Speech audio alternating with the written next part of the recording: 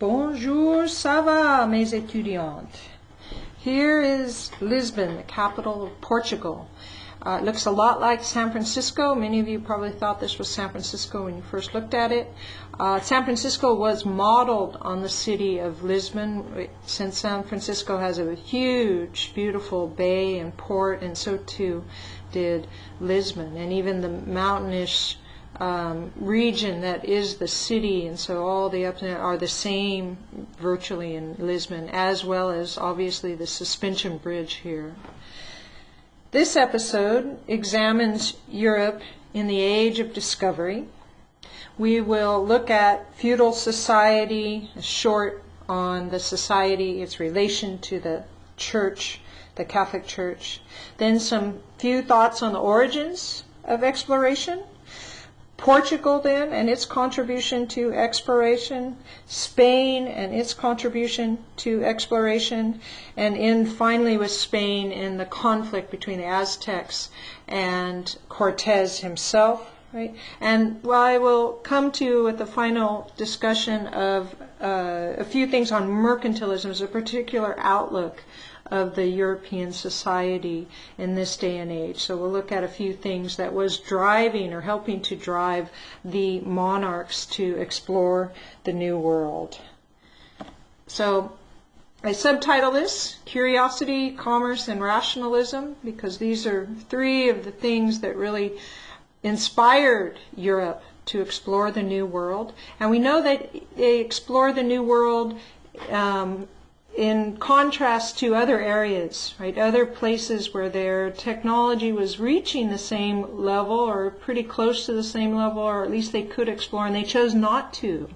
And those two places that were the most capable of exploring on a global basis were both China and the Middle East. So if you want to explore that question a little bit more, for us right now, it's just important that we understand that Europe does it. Right? And the other two did not. And we want to come to some understanding both how they did it, and then two, what the nature of Europe was as they transposed their society into the New World. Right? And it's a society in a period of change that we call the Renaissance and then the Enlightenment. So, but the key to that change is scientific understanding of the world, and we'll see that with the exploration. Portugal's port here, Lisbon, has a modern sculpture, statue, monument to exploration at the entrance to the city. And it's sort of fascinating, so I have a little picture here of the part of the monument that has all of the explorers and the kings and the religious figures, three different types of people, right? The church, the monarch, and then his whole host of explorers and conquistadors. At the front of this, you see Henry the Navigator. He's the most famous of the kings that decides he really wants to. In addition to his desire for conquest, he really wants to explore as well the West African coast in particular. Alfonso V, that's right at his waist level, at his hip, is also a king that put much money into exploration and particularly into conquest. And then the most important Portuguese explorer was Vasco da Gama. He's the third one. And then just quickly, there are of course other explorers here with the Portuguese, but if you go down the line, you see this big cross here being carried, and this is Bartholomew Diaz, who is again very famous. Vasco da Gama gets around the Cape of Good Hope, Vasco da Gama gets all the way to India, but Bartholomew Diaz here is the man who was able to get around the Cape of Good Hope, which is the southern tip of Africa. And then finally, this second man to the end here is Francis Xavier, and you can see he's, of course, a religious, a monk. Xavier, he's a Jesuit, and he would go out on a mission to convert people to Christianity. Whoa, sorry about that. And so the Portuguese and the Spanish, right, sent out especially Jesuits, and they were very interested in the education of the native populations for the purpose, of course, always of converting them to Christianity or to Catholicism. Now, the Jesuits are an interesting group of people, and we don't really have time to talk about them, but they are humanist, monastic sect that grows up particularly, especially in Spain, under the leadership and the design of Ignatius Loyola, who was the founder of the Jesuit group. But anyways, they are humanists, which means that they were a religious monastic sect, and they devoted themselves to the study of the classics, and that leads one naturally into the study of rational understanding of the world.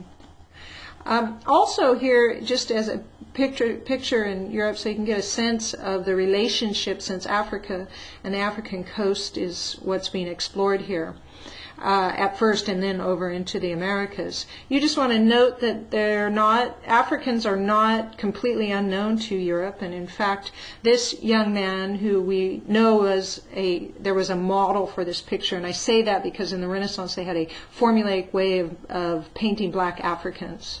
But this guy is not painted in that fashion at all. He has very unique features, so most art historians think that he was in fact an individual. So here you've got a black soldier. He's actually probably a retainer for either a duke or a king. They think maybe the Duke of Burgundy because of some of the insignia on his get-up, if I can put it that way.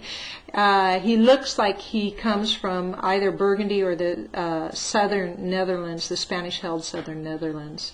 Hence the guess, Charles V, who was the king of Spain and the Holy Roman Emperor, and we'll talk about him later, or perhaps maybe the Duke of Burgundy, and Burgundy is right linked to the southern Netherlands up there. But anyways, black Africans were not unknown to the European continent, and again you can see this is a 1520 painting, and by Mozart is the best guess at the painter. All right, so we said feudalism, the origins of exploration, then Portugal and its contribution, Spain and its contribution, and a few words on mercantilism, and then we'll conclude this lecture.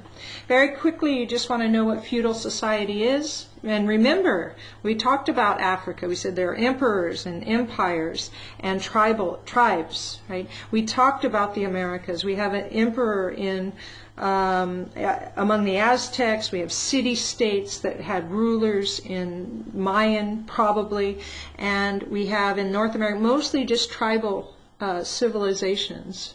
So a feudal society is somewhat different from an imperial society, and the most important thing, of course, is they don't have an empire as yet, right? So Spain will become an empire in the 15th century. England will become an empire in the 16th and 17th and all the way up into the 20th century, right?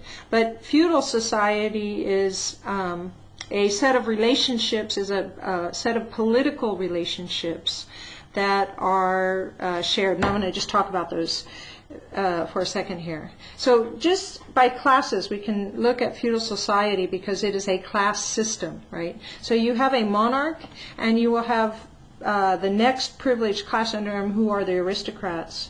These two classes together will make up the ruling class, and they are political, and they are military. So they're both the governors and the military might of a state or a nation. In this case, we already have nation states growing up. So these guys run things and they fight, right? The next we have is the church, and by the church we mean the Catholic Church in this day and age, and especially with Portugal and Spain, right? And they are right up there equal with the rulers in this world. So you have basically you have your priests and your rulers in Europe, and they share power with each other. And I'm going to talk a little bit more about the church because it's somewhat important to understand that they're right in the midst of change. So I say Catholic, but in the 1500s we're going to have a Protestant Reformation going on. So that's important. The last group in this feudal society are the commoners. In terms of percentages, you're talking about 98% of the people. And by commoner, you mean mostly peasants, but also those people who live in the small towns and or larger towns, and maybe you might call them cities, right? And those would be a middle class of people who were mostly artisans, but maybe some that did banking and trade of some sort, right? But that was a very small portion. Most of the commoners, that 98%, most of them were peasants and or serfs. So you have a 2% monarch aristocracy in church, and about a 98% of the people as commoners. Power relationships very important here. So we say that monarch and aristocracy are in power, and they are, but sometimes they're competing for power. But the important thing for the monarch was to have a good aristocratic backing, right? So the king, more often than not, was sharing power with the aristocracy. More often or not, although there's lots of conflict, the king shares power with the church.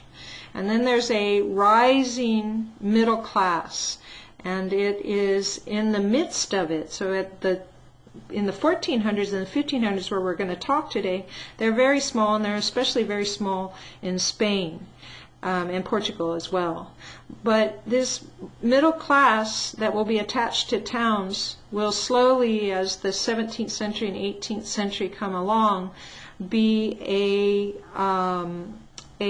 I always call it the wild card for the king, that he can sometimes ally with these towns, if they're big enough, against the aristocratic overlordship. And sometimes the towns could use the king to get away from aristocratic overlordship, right? So this middle class is starting to become politically powerful. It will become politically powerful, and for our study, most significantly in England, where they will start to participate in government and governance. The last thing to remember about this society is these people are 98% commoners, 98% are subjects to a king, to an overlord of some sort that is in the aristocracy.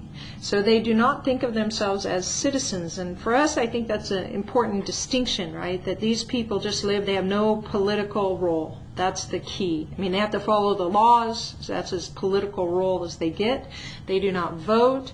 They do not decide on referendums. They do not decide on bills. They don't have representatives really in government, although they're starting to get some offices for that. But for the most part, they have no idea about politics, and probably no desire, and probably no understanding of politics. And the aristocrats and the monarch take care of that. That's what a subject does. Right? You guys are citizens, right? So you guys have can have a role in politics if you so choose. Now, just quickly with this feudal society, I need to just say a few things about the Catholic Church, because it is very, very powerful, but it is in the 1500s, like I say, under assault, and under assault by Protestant reformers, right? So just quickly, right, the church, I say it's important because it is the most important entity in individual lives, right? For the most part, I mean, obviously somebody could choose to ignore the church, but for the most part, a ordinary peasant will have a lot more interaction with the local priest, and he will play much greater role in his life especially than the king, but also often than the overlord. And even if the overlord is somehow very close and works with their peasants closely, this priest will have more importance. So the church is very influential for the ordinary person. The church will try to spread that influence, obviously, to the New World, right? And the rulers will be right behind it. So the church often shared power with rulers. So we'll see that with Spain in particular. In the 1500s, again, just make a note, right, that the Catholic Church was faced with this Protestant Reformation. And your book talks a little bit about that, because it becomes more important with England. So this lecture is on Spain and Portugal. They're entrenched Catholic subjects, right? So their Catholicism is entrenched. The Spanish claim that everybody is Catholic in Spain. But Northern Europe will be, many Protestant sects will have a lot of influence and will be the main influence in Northern European countries. So the Southern Europe was almost split in half. The southern part, Italy, Spain, Portugal, much of France as well, was Catholic, and then the northern states, England, the Netherlands, the Dutch Republic, Sweden, the northern German states, right? They tended to be Protestant, although it was somewhat mixed, but mostly Northern Europe. These were Protestants who broke with the Catholic Church. So they thought that the Catholic Church's process was wrong, right? That they understood the Bible and that the authority was in the Bible and not in church officials necessarily. In fact, some of the church officials could be wrong according to them. They were particularly Protestant of the politics of the church, and especially the higher up, who became pope, who became a cardinal, in other words. They thought that that was a corrupt process, and it was. And the second thing they were Protestants of was the wealth of the church and the efforts on the part of the church to gain ever increasing and vast amounts of wealth. So those were the two things that really inspired the Protestants, and we could talk more about that and Martin Luther and indulgences, but not right now, right? All right, so Northern Europe is Protestant. Spain, Portugal, and Southern Europe will remain Catholic strongholds, right? In fact, Spain will be tied, Spanish rulers will be tied and equivalent to the leadership, to the papacy. So the Spanish king and the pope share power with each other, and pretty friendly, on very friendly terms, right? All right, why exploration, our next topic. So that's feudalism and the role of the Catholic Church in this feudal society where people are mostly subject, and very few who are part of the politics and rule. What inspires exploration? So I'm going to give you a very quick discussion of the origins of exploration, which could be a book, but here's the general consensus that the Silk Road coming from China and into the Mediterranean had brought all these goods in, and the Europeans were starting to become very curious about the goods that could be found, and especially, as you know, spices and silks and porcelain, but spices in general that could be found or were traded along the Silk Road. And they became interested in trading, right, making it so that it was cheaper for them to trade. The Crusades also opened up an interest because it brought Europeans into the eastern Mediterranean and into the region that today is called Israel, but where they were fighting to, as they saw it, save the Holy Land, or take back the Holy Land. And that was the idea of the Crusaders. 1453 is a significant year because that's the year that the city of Constantinople, which is a Christian stronghold, is conquered by Ottoman Turks, and they're Muslim. And Constantinople would be renamed Istanbul. So if you look on the map today, it's called Istanbul. And it sits right at the mouth of the Black Sea, where most of the trade is coming in to the Mediterranean along the Silk Road. In fact, Viennese and Genoan traders had made lots and lots of money for the Italian peninsula by trading through when it was Constantinople, when it was under Christian overlordship. The Venetians and the Genoans could get through very easily without too much expense, go into the ports in the Black Sea and bring that Silk Road commerce into Italy and then sell it up into Europe. They made lots of money off of that in the 13th and 14th century. In the mid-15th century here, 1453, the Ottoman Turks would take it over, and then it's less easy to get goods transported along the Silk Road routes and coming out of the Eastern Mediterranean, in other words. So that's one of the reasons they're going to start to look to the west, right? So that fall of Constantinople in 1453 was a turning point for European explorers and traders in particular. Right? Finally, you have the growth of nation states, as I said. So nation states ruled in a feudal way, right? So under kings, but they are kings that control a whole region that is their territory, and subjects that see themselves as subjects to that king. So especially England, France, and then the Spanish as well will be the first nation states. And I guess I should, in that order, right? So England is first seen as and sees itself as a nation. So all the people in England start to associate themselves as subjects to the English king. France is next. That was the 11th century. France is in the 13th century. And then finally Spain will be united under Isabel and Ferdinand, and that will be the third nation state. And we'll come to Isabel and Ferdinand, but that will be all I have to say about them. But you want to know what's important about the nation state. It's a huge territory, so the monarchs are particularly rich, and they can afford to send out explorers. I mean, that's one thing that makes exploration possible, is the growth of the nation state.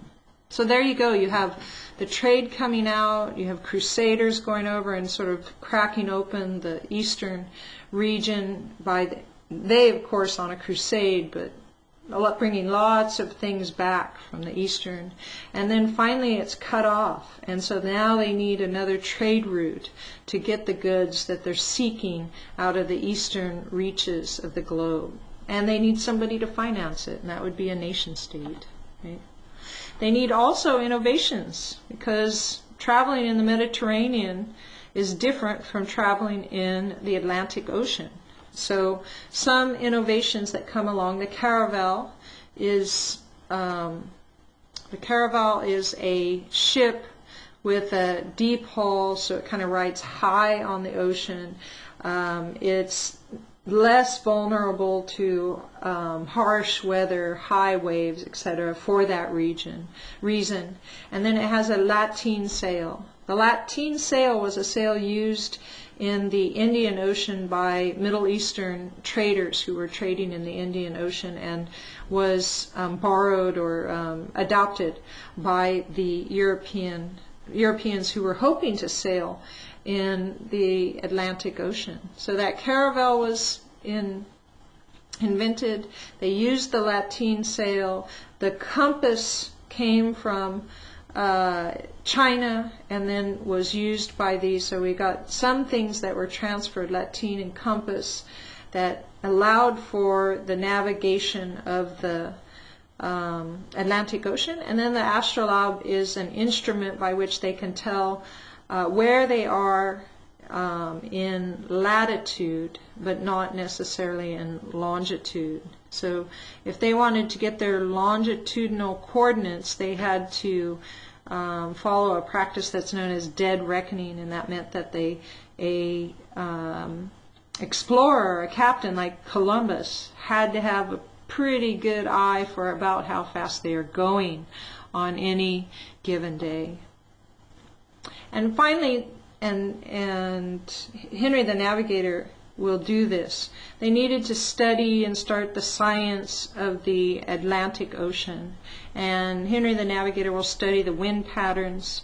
And a very important wind pattern was to take the southern winds that blew along the African coast down south, and then to float out into the Atlantic Ocean a little ways and catch the Gulf Stream, which were wind patterns that blew to the north. And that way these European ships could leave port, get a nice strong wind down the African coast, and then instead of trying to tack back up along the African coast, they floated out and they took the Gulf Stream winds all the way back up into Portugal and Spain. All right, so the study, the science of the ocean itself, right? The science of navigation. Both of those things were cultivated. There were innovations that would aid in the exploration of the Atlantic.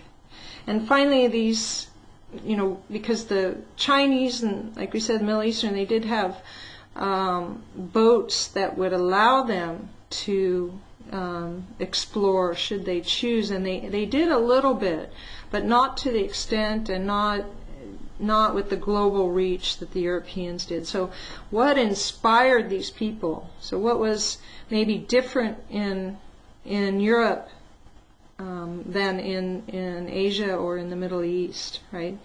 Or not so different, right? But the inspiration for the explorers, right? Some of them were greed. Some of them wanted their names to be known, right? They wanted fame to be famous or renowned, right? And other ones were interested in, especially missionaries, right, in the salvation of people throughout the earth. So they really thought that they were going on a mission to save souls, globally save souls. So those were a few things. I think that you want to note too, we have a curiosity that I wrote at the beginning of this. So it wasn't all gold, glory, and God, as I have titled this slide necessarily, but also a scientific curiosity. And if it wasn't a just independent scientific curiosity, right? It was a understanding that science could achieve things for a king, for the church.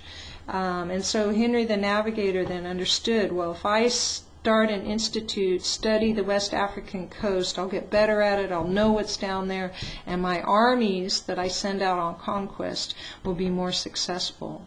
Right? So they did have a curiosity, and they had definitely the competitive spirit. And so perhaps the nation state's important in that sense too, because it set Europe into a bunch of independent nation states, and they were competing with each other for territory and then goods as well. Territory, gold, and goods. Right? All right, so let's start with Portugal. Right? Portugal's going to explore Africa and then get around the South African tip. So we'll say a few things about that. Like I said, Henry the Navigator, who died in 1460, is very important to the Portuguese exploration because he had a scientific interest. He built an institute on the western tip of Portugal called Sagres. It's still there today. And he dedicated that institute to the exploration of the Atlantic along the West African coast.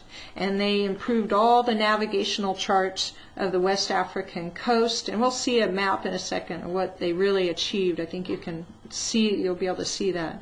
And remember what Africa looks like here in green on the right-hand side in this map. Just so you understand that it wasn't all science with Henry the Navigator, or that his science had an end, right?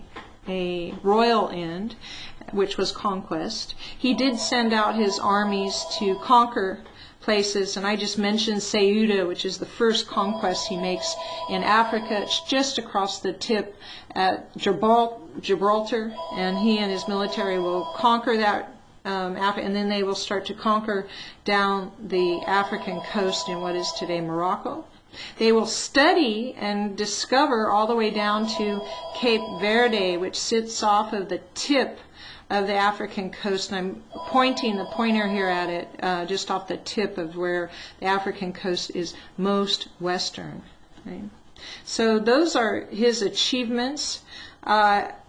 Later, kings will start to send out explorers. So he sort of starts off the whole interest in exploration and understands the benefit or what he can get out of exploration. And then explorers are sent after that. The two most important explorers are Bartholomew Diaz, and he would discover or sail around the Cape of Good Hope, which is, and I'll get my pointer out again, the southern tip of South Africa. He ends up approximately right here where the pointer is. So he sailed around the southern tip of Africa.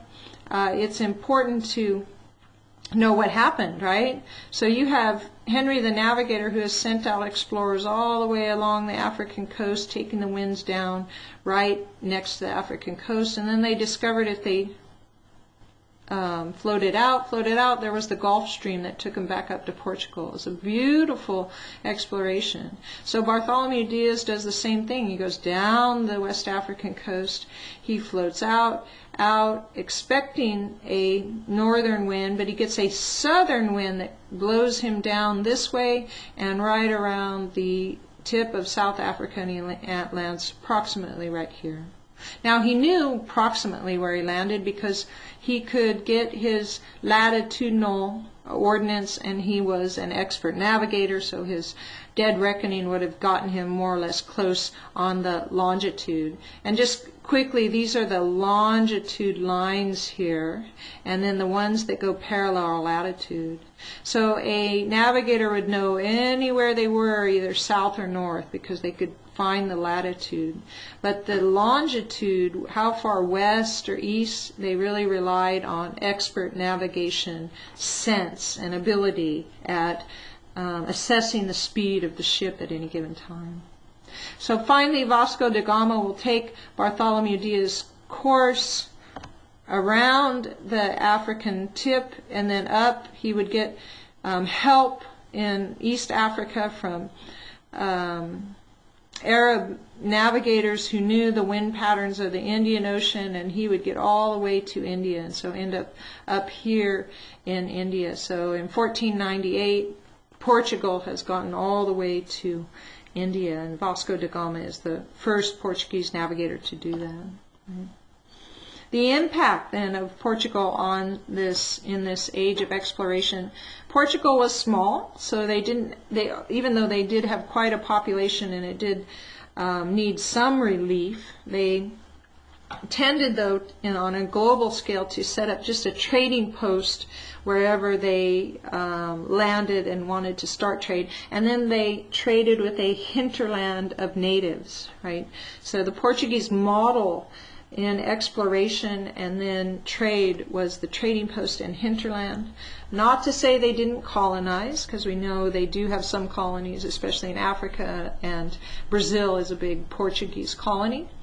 But they colonized in this day and age the Canary Islands, the Madeira Islands, and Sao Tomo, which is right in the Bight of Benin, which is in the sort of the inner curving of Africa, in sub-Saharan Africa, where Nigeria and Ghana, right, and then right in there is a island called Sao Tomo, and they colonized, and they sent colonists out, and these colonists tried to set up plantations, and they tried to plant sugar and sugar cane. So these colonists were the first to start plantation systems, which were largely modeled on the manorial system in Europe, right?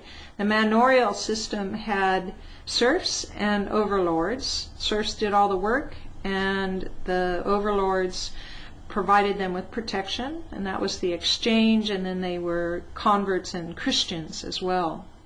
The plantation system is similar in that it has an overlord class and a laboring class, and that the laboring class is sort of confined or stuck to the overlord class in some fashion.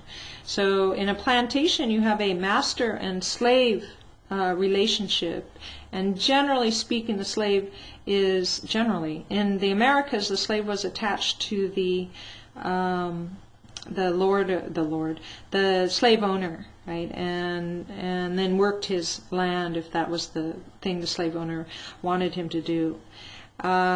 In the manorial system, the serf is attached to the land, so he stays on the land no matter what or who owns or who, whatever happens to the overlord, right? So the plantation systems has slave and master classes, right? And the Portuguese start that system. Remember that the transatlantic system, this is the beginning of the transatlantic slave system. They will transport over 10 million from about 1500 to 1800 slaves from Africa into the Americas. All right, that's a short, as we said, on Portugal. Now Spain, and for Spain, the 1500s is a golden age. That's a whole 100 years in which Spain is an imperial power, and it's at its height, and it's wealthy, and it's bringing in lots of goods, money, gold, silver from the Americas, and from its subject states as an imperial power, right? So Spain just becomes united under Isabel and Ferdinand. And Isabel is the Castilian and Ferdinand is from Aragon, and they're the two biggest regions in what is modern Spain. And basically once they're united, you have more or less Spain as it is today. They were betrothed in 1469. And that is the uniting of Aragon and Castile and the formation of the Spain as a nation state. So, and that's all I have to say about that. These other topics I'll talk a little bit more about. They come right at the end of the Reconquista. The Reconquista was a 500-year period in which Spanish Christians were reconquering the Iberian Peninsula, which is Spain today, reconquering the Iberian Peninsula, and it's known as the Reconquista, from about 900 to 1492. Right? I'm going to just show you a map of that.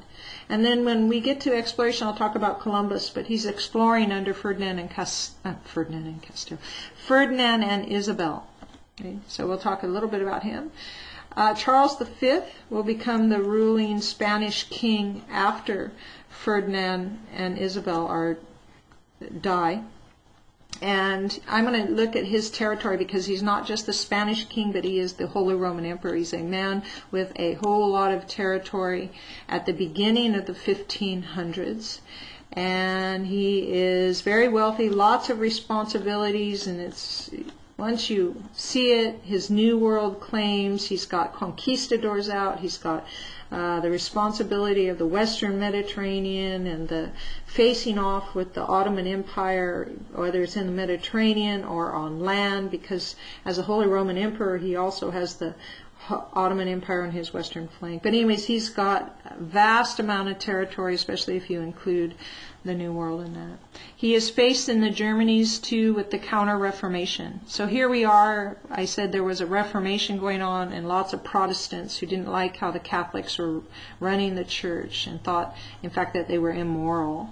Right? So they started their own religions, and many of them were in the Germanies. And once again, that was Charles V's territory. He was the Holy Roman Emperor, and that meant he had to deal with Protestants in the Germanies. So he had a lot on his hands, and he will be the ruling monarch when Cortez is sent out. And then we'll talk a little bit about exploration and what Cortez does. All right, so these are the two feudal states, Spain and Portugal.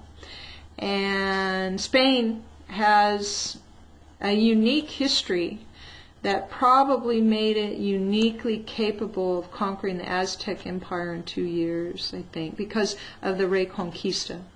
So here's a map of the Reconquista, if you're wondering what I was talking about. This is Spain today, right? And it sits on, this is the Iberian Peninsula, and this is the northern part of Spain today and the southern part of Spain. Many of you know that Gibraltar, which is actually British, but it's a very, very small, cartographically speaking, if I can say that, it's a very small rock that the British lay claim to right at the mouth here. So the Iberian Peninsula, today it is Spain, and the Reconquista then is represented on this map. I know that these are blurry and you probably can't see them, so just pay attention to the colors. And there's only, the colors change as the Spanish Christians who hold only the northern yellow part of Spain in 900 AD will start to reconquer the region here as it turns to orange and dark orange, red, and then brown. And that's the progress of the Reconquista over the ages. By the time you get to the end of the brown here, you have almost all of Spain. So I think this line between the brown and the green here is the most important. And if you could see the date here, you would see it says 1290. So by 1290 or 1300, for all intents and purposes, the Spanish Christians, Catholics, have reconquered Spain, and the only place that Muslims still exist as overlords are in this region that's known as Granada. And it's a mountainous region and very hard to conquer, so that the Muslims have a stronghold here. So by 1390, the Catholics have conquered all of what we have today as Spain. And then by 1492, when Ferdinand and Isabel are rulers, they will finally take all of Granada, and that's another 200 years before they have that. But so there you go, that's the Reconquista. What's important about the Reconquista, besides it's a big conflict between Christian and Muslim overlordship, that's true, but it's also true that now these Spanish military professionals, the conquistadors, are very seasoned military professionals. They've got a long 500-year history of their armies adopting medieval and Roman techniques and a very highly developed military science. And that's what Cortez comes in with. So that's very important. So when Cortez faces off with the Aztecs, it's not just that he has technology that is superior, but that he has a whole military organization behind him, seasoned soldiers, command elements or organization of the command structure, right, that are far superior to Aztec military sophistication. All right, so that's Ferdinand and Isabella.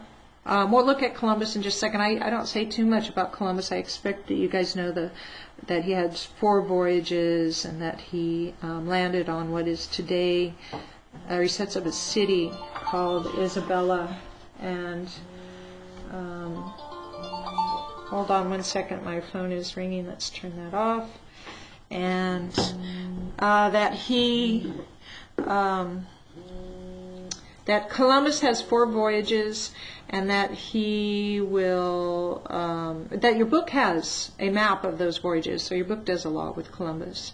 So I want to talk about Charles V and then Cortez a little bit, because Charles V is really an extraordinary but then exemplary monarch in Europe, because he has so many holdings. He exemplifies that the European noble classes are tightly married into each other, speaking of political marriages. And so he will be in his lifetime both the King of Spain and the Holy Roman Emperor, and he is the holder of what is known as a Habsburg. He's a Habsburg, and that's an Austrian family, and they will marry into the Spanish family, and his grandparents were the Austrian emperors, as well as his grandparents being Isabel and Ferdinand. So he will have territories, the Habsburg Empire at this time, Spain, the Germanies, all of what Spain claims in the New World. And he's got a constant state of warfare, and I have a map in just a second, and I will talk to you about his holdings, but he's in constant warfare, and we'll have a look at that. Oh, I think this picture is a little bit, it's the typical picture of Charles V, right? He's sitting, sort of a fatherly look about him. He's got all sort of his royal, not royal, but a very luxurious robing. That's a very casual picture for a monarch, incidentally, but it was fashionable to try to be a little bit more casual in this Renaissance period. This is probably more typical of the monarchs, and that they had themselves depicted in armor. And so here he is, a little bit younger man, and all armored up and ready for warfare. And that is similar to the armor, although they would have had greaves, leg protection as well, that the conquistadors would have worn on their horses when Cortez goes in. So you can see the helmet on the right, and then he's got a beautiful set of armor on for his whole torso. It would be very difficult for any Aztec to do much to this armor with obsidian. Clubs, you might be lucky enough to hit somebody hard enough to either knock them off their horse or may potentially knock them out, but still the mail and armor would really protect these conquistadors from such assault, which the Aztecs relied on, right? So that's a picture you can kind of look at if you want to see the Spanish armor. He probably has their Toledo sword as well. It was the best steel made in Europe at the time. It was the best sword in Europe at the time. Here is a picture and a map, sorry, of Charles V's territories that he laid claim to, and that were his family holdings. And then that's different from his role as emperor in particular, but his family holdings, right? Spain over here, Naples, and with Sardinia and Sicily, those were the holdings of the King of Spain at this time. He is also the Habsburg emperor here up in Austria and the Austrian region, right? So the Habsburg lands, these are the personal lands to the Habsburg I'm not sure what they called him, Habsburg Duke or Habsburg ruler. But then as the Holy Roman Emperor, that gave him access to armies in all these Germanies here. My pointer's going across all the Central European states that were part of the Germanies at the time. And those states could all be called up to go to war with Charles. Here you can see that he has the Ottoman Empire on his eastern flank. So as the Spanish king, he fought in the Mediterranean against the Ottoman Empire. As the Austrian elector, I guess he would be called, he had to fight against Ottoman armies on his eastern flank. And France was not all that happy to have a unified rule on its west and on the eastern side of it. So it was often threatened by the Ottoman Empire and at war. He was also overlord of the Netherlands. So this green area up here, the Spanish king controlled the Netherlands. And then just think about it, right? He had laid claim to the New World, most of the New World that we have as Latin America today, but even some in the North American region. So that's a lot of territory for a king to lay claim to, and not surprising that Charles would abdicate the throne in 1556 and split his land holdings between a son and a nephew. And so that's Charles V's holdings. It shows you a lot about European feudal systems and nation states, right? Spain is a nation state, France is a nation state, England is a nation state. The Germanies are all broken up into a bunch of small, I guess, state holdings. Some of them are just city-states, others are principalities, they have princes, and others are ecclesiastical states, or states that are held by the church, and there's about 300 of them, so it's a really divided region. All right, so those are Charles's lands. Charles is the monarch from 1519, when Cortez starts his conquest of the Aztecs, until 1556, so a good 30 years. He is confronted by the Counter-Reformation. So in the northern Germanies, he is fighting Protestants, which is part of the reason he's so tightly allied with the Catholic Pope, or the papacy.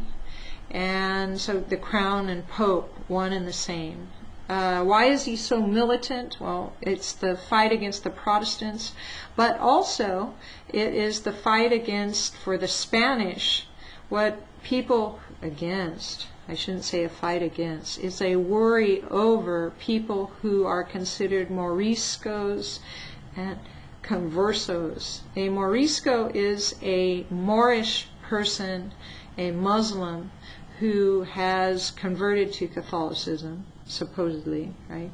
A conversos is a Jewish person that has converted to Catholicism.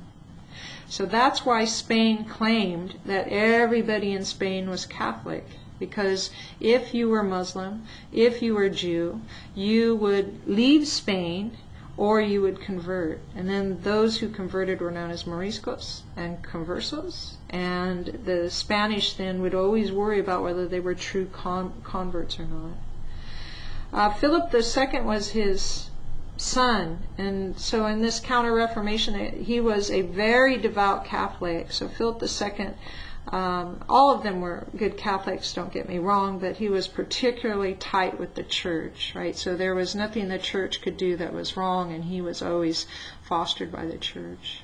The Spanish king then shared power with the church, and we can see this in the nature of this Inquisition, and we are talking about the Spanish Inquisition of the 16th century, which has a distinctive image as being particularly brutal.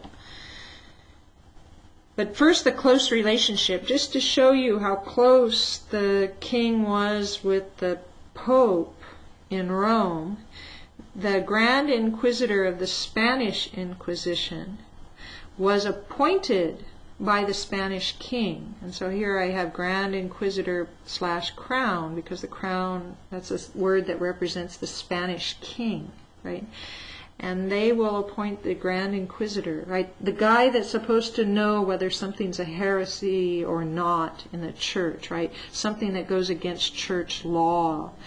And you wouldn't think the crown would be the person appointing it, but in the Spanish Inquisition they were. The Spanish Inquisition is known for its brutality, but just so you know that the church is not completely without its Roman history, right? And that means that even though there's summary trials, which means that you present your evidence to a panel of religious experts, hopefully, anyways, religious experts. Still, they went by a Roman process of evidence where you had a advocate or a lawyer yourself, and there was a prosecutor against you, and both sides presented the evidence for each side. And then the panel, which is what a summary trial is about, chose. And so there was no peer jury in. And you guys might say, well, obviously they're dealing with religious questions. That's true. Anyways, you want to see that the Roman history is not has not been left behind. Spain, Europe still has those touches. Even the military too was not completely independent of Roman organization. All right, they also known for barbaric tortures, and so when I say the Spanish Inquisition, you guys probably have a sense of Monty Python and the humor that is made about the barbaric tortures, and they did have death by fire. If you look at the actual statistics in a 150-year period until 1600, you have about 3,000 people that were executed by the Inquisition. So that's what do we have? 150. That's about 20 people, I think it is. 20 people every year that are executed by the church.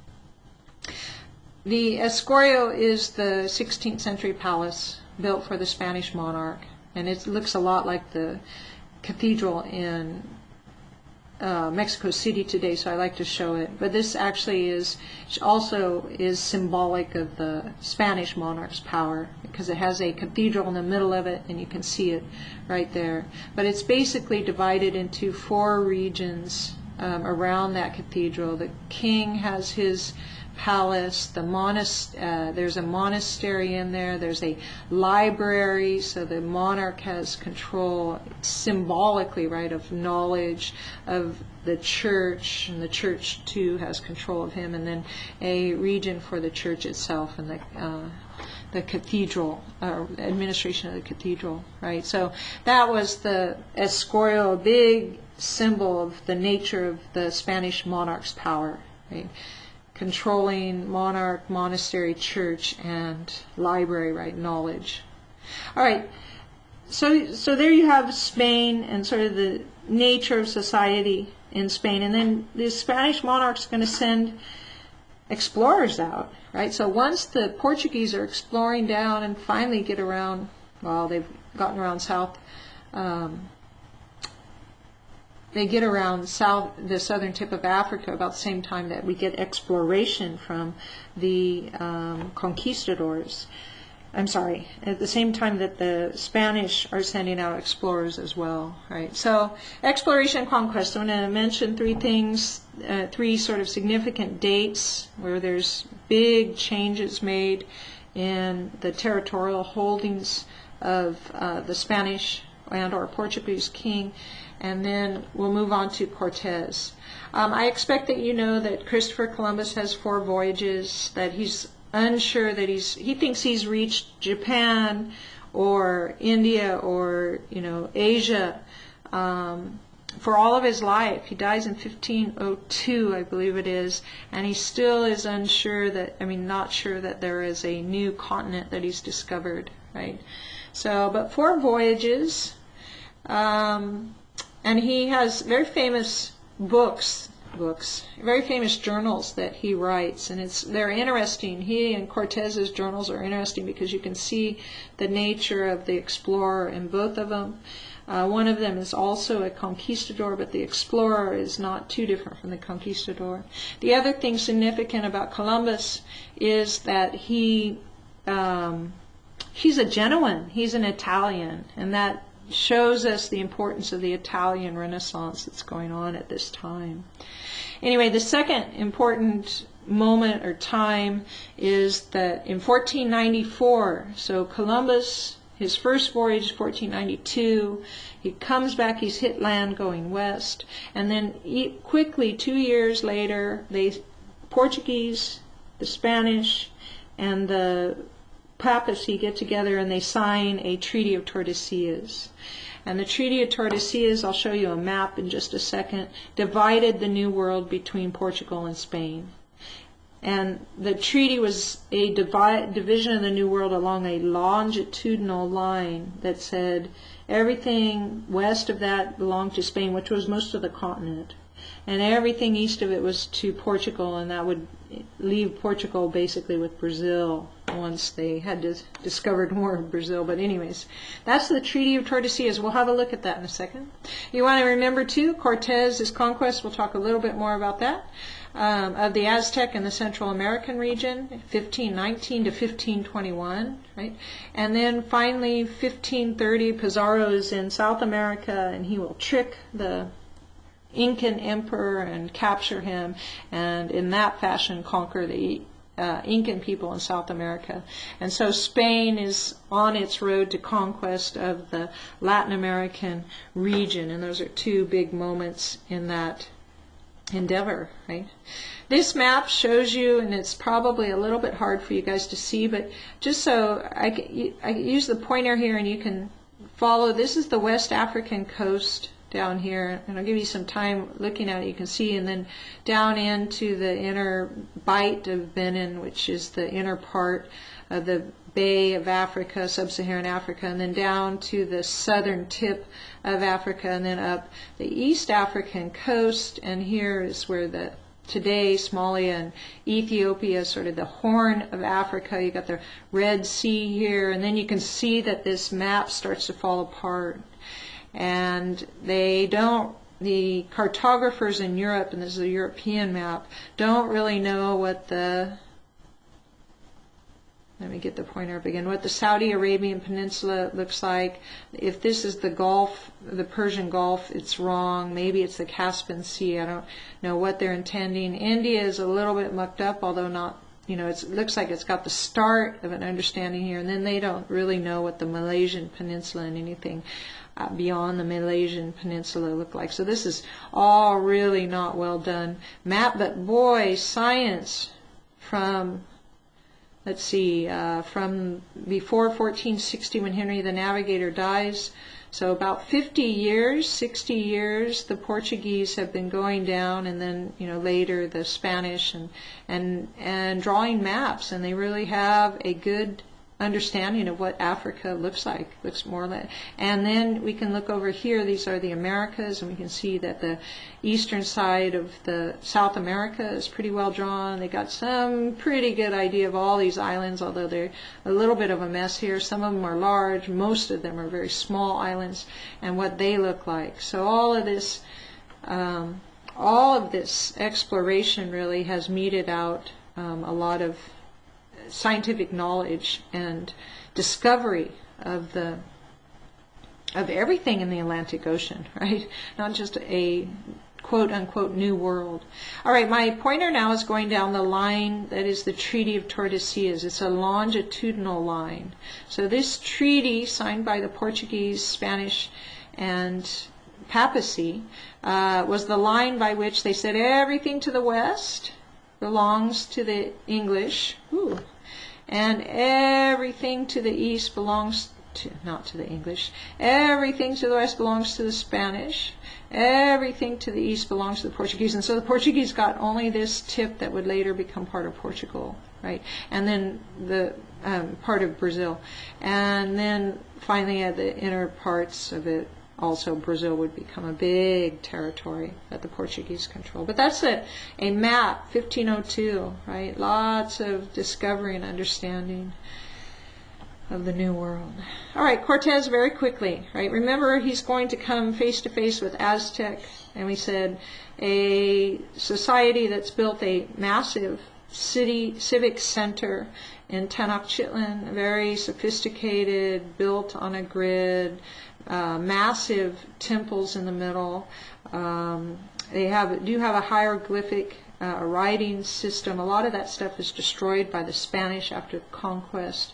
And Tenochtitlan is an amazing city and sits up as exemplary of the Aztec or Mesoamerican culture, right? That they could build a city that would house so many people relatively, at least relatively healthy. I mean, he must have kept a lot of them alive.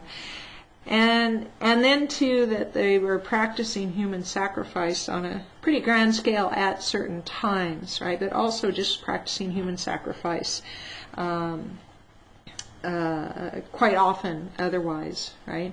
And so those are two sort of contrasting images that come with the Aztec, right?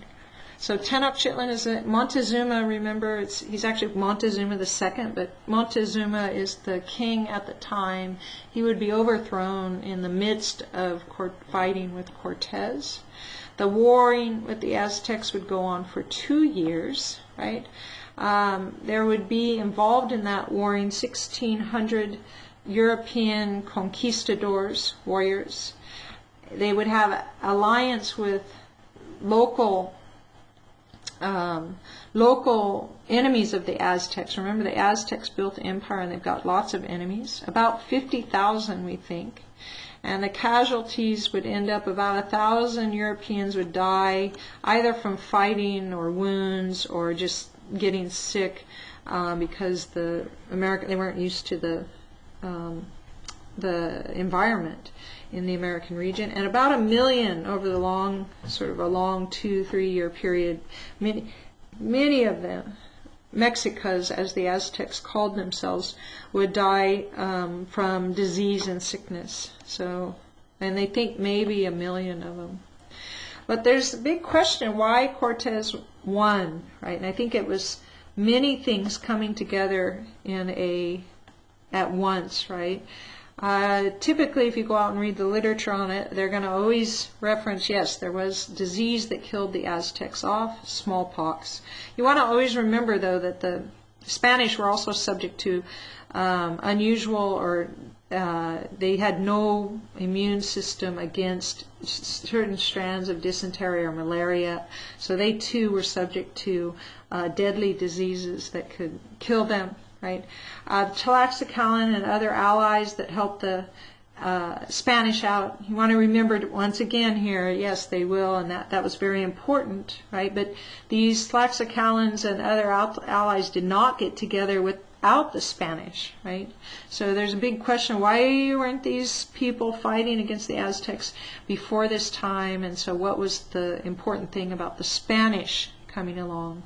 And finally, most of the accounts will talk about the technology difference. And remember, we said that the Spanish had a steel sword that was probably their most effective weapon on the battlefield.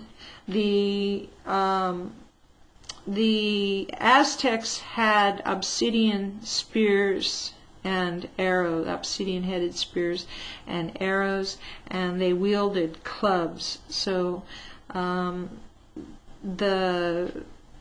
the battlefield, those two things, obviously the steel sword is the superior weapon to have, especially if, and the Spanish were, all armored up. And we had to look quickly at Charles V in his ceremonial armor, but nonetheless that armor is what it would look like with a Spanish conquistador on his horse, and then his horse would be armored up as well, so they protected the horse.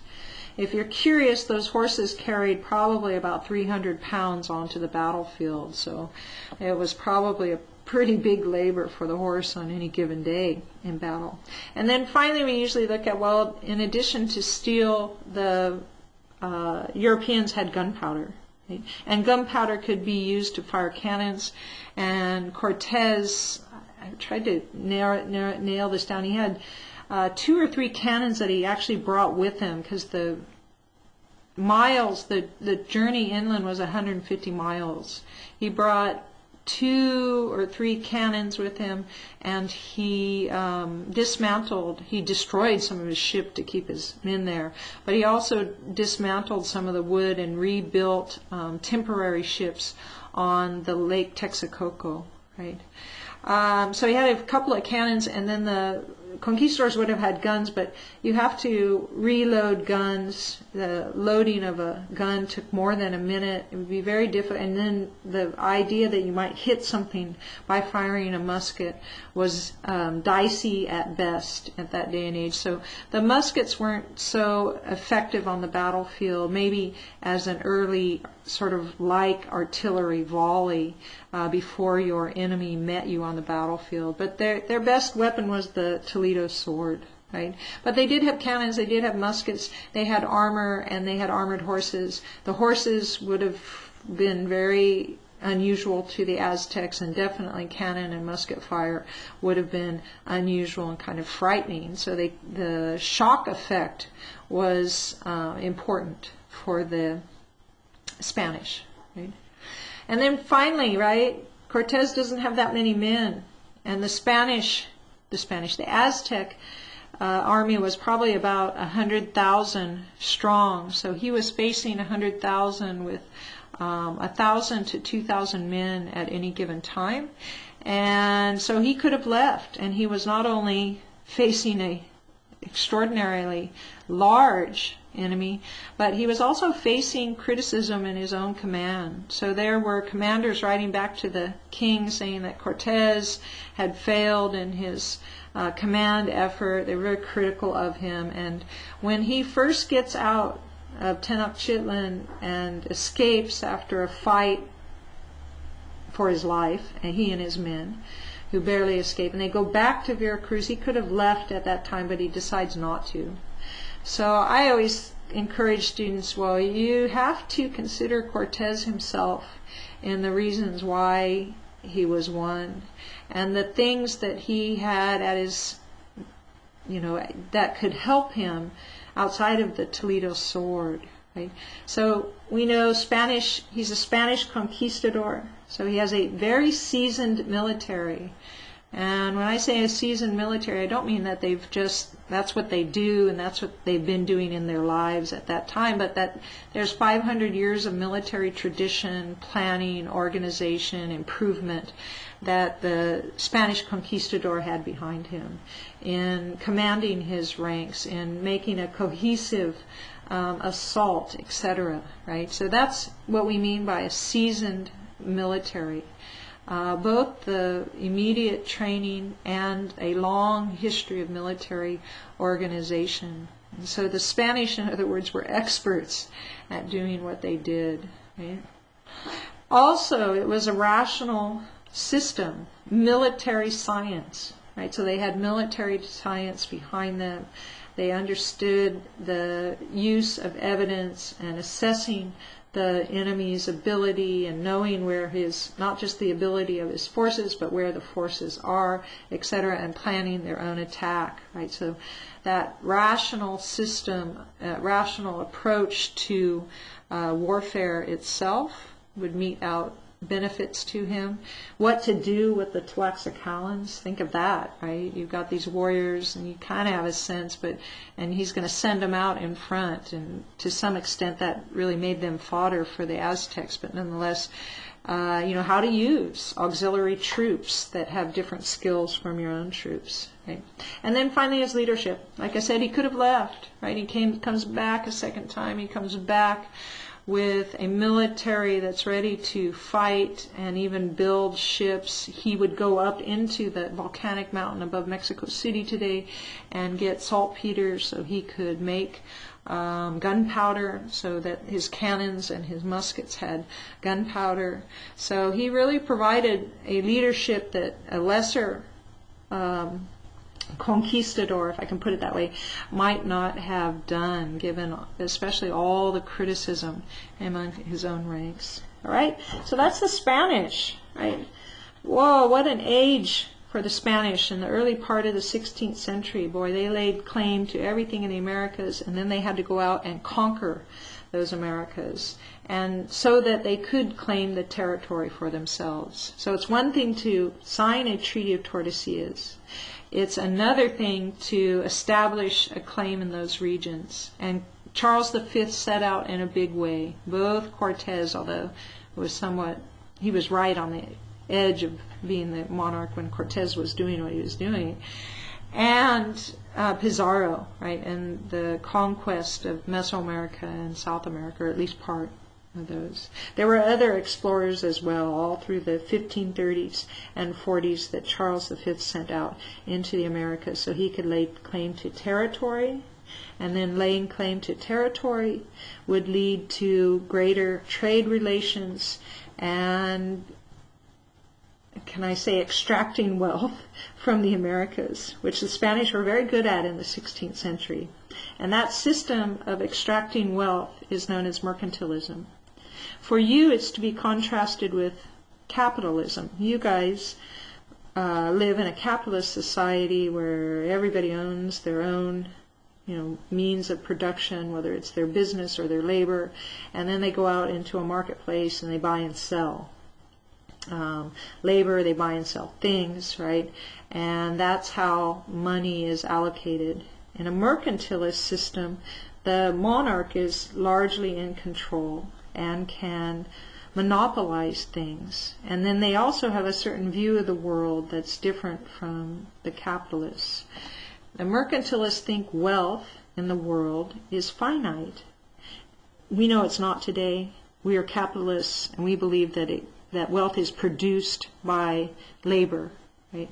And that's general to capitalist theory.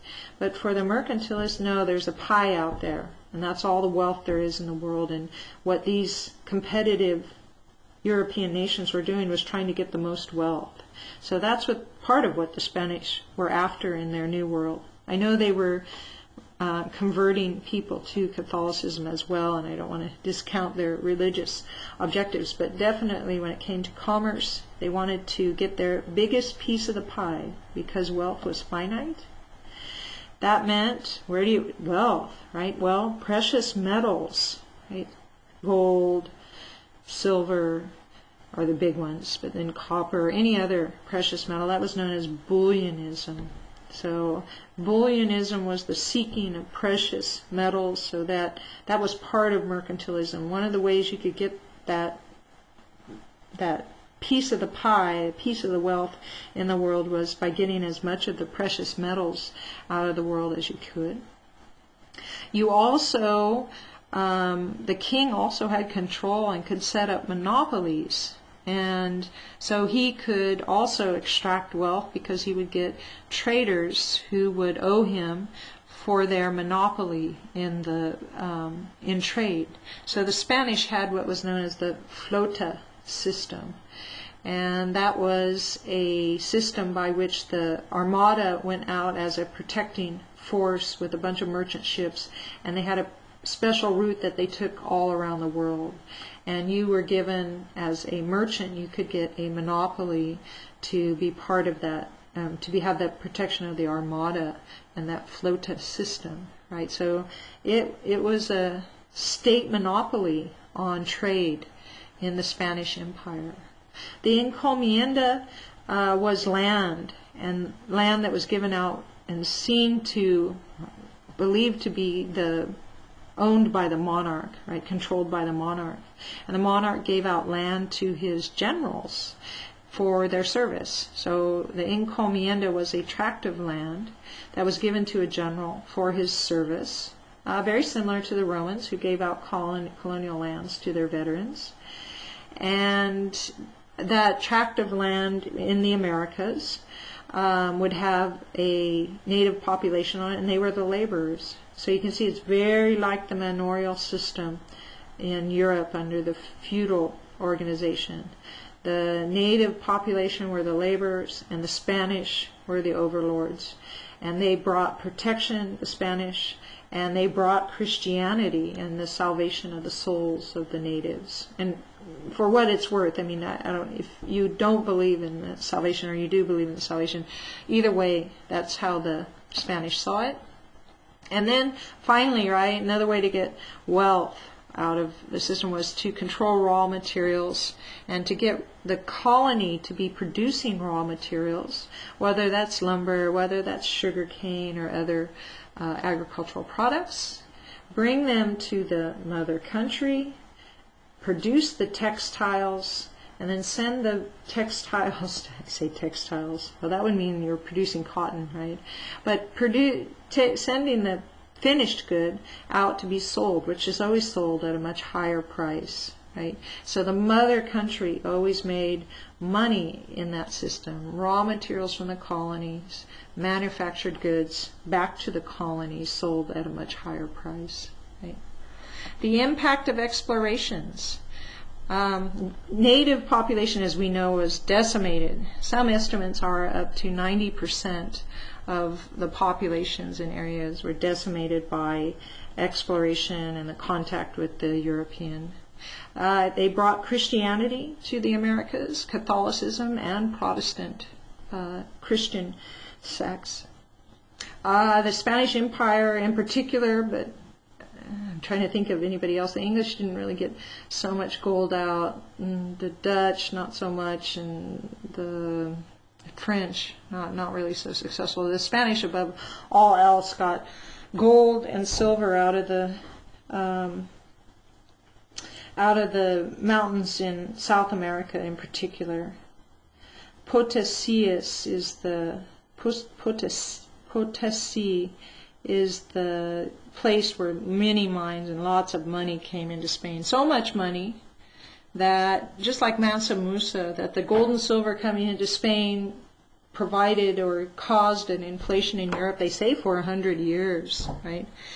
Some of the modern historical study tried to contradict it, that it wasn't such an influence. So you can have a look into that, but it probably did provide quite a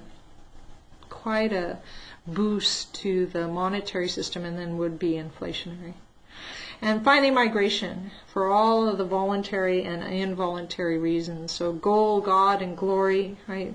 The Europeans out, whether they're missionaries, whether they're conquistadors, whether they were merchants. And then slavery, right? The involuntary migration from the African subcontinent.